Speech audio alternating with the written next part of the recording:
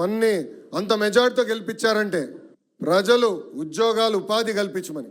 నా ఇప్పుడు కూడా గుర్తు, పాదయాత్రలో గంగాధర్ నెల్లూరు కాన్స్టిట్యున్సీలో చివరి గ్రామం, ఆ తర్వాత నైట్ హాల్ట్.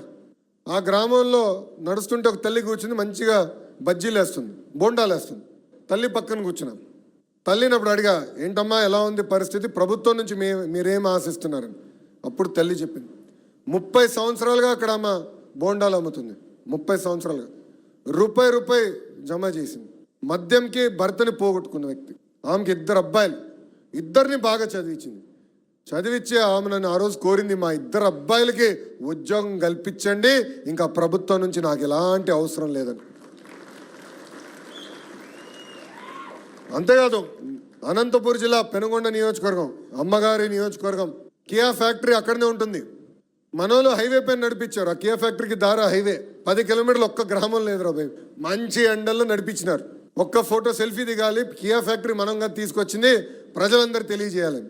అడుగడుగున ప్రజలు ఆపారు.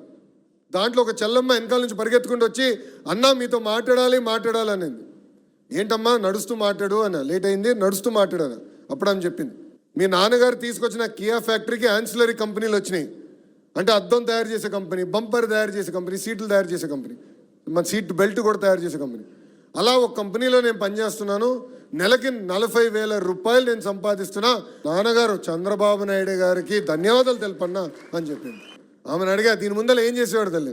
నేను ఇల్లు చూసుకునేవాడు అన్న, ఇంజనీరింగ్ మెకానికల్ చేసే కానీ ఇల్లు చూసుకునేవాడు. ఇప్పుడు ఎలా ఉంది తల్లి అంటే, ఇల్లంతా నేనే నడిపిస్తున్నానన్నా అని గర్వంగా చెప్పింది. ఆ రోజే నిర్ణయం తీసుకున్నాం, ఉద్యోగాలు కల్పించాలి. అందుకే కొప్పర్తిలో ఈరోజు 2 కంపెనీలు ప్రారంభించాం.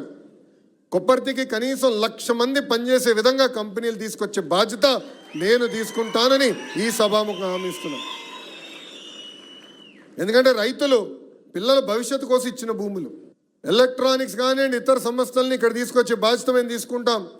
పక్కనే కడప ఎయిర్పోర్ట్ ఉంది, రైల్వే సైడింగ్ ఉంది. ఇంత అద్భుతమైన ఇండస్ట్రియల్ పార్క్ భారతదేశంలోనే ఎక్కడ ఉండదు. అందుకే పెట్టుబడులు తీసుకొచ్చే బాధ్యత మీ లోకేష్ తీసుకుంటాడు.